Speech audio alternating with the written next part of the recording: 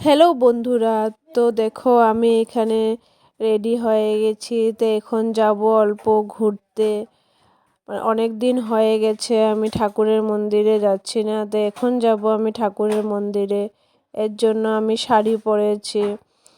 এখন তো শাড়ি পরা হয়ই না, সব সময় যেখানেই যাই কুর্তি পরেই যাই। তো আজকে তো মন্দিরে যাচ্ছি, এর জন্য শাড়ি পরেছি।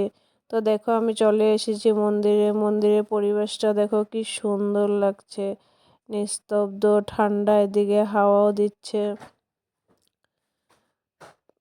বৃষ্টি বৃষ্টি ওয়েদার ছিল, জন্য ওয়েদারটা খুব ঠান্ডা ছিল বৃষ্টি বৃষ্টি বলে, কিন্তু বৃষ্টি হয়নি।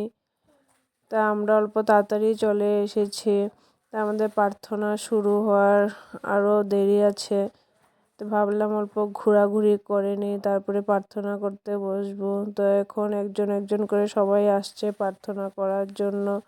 তো চারিদিক ঘোরাঘুরি করে এখন আমরাও বসে পড়লাম প্রার্থনা করার জন্য। আমার ছেলে খুব আনন্দ পাচ্ছে, প্রার্থনা করবে এখানে।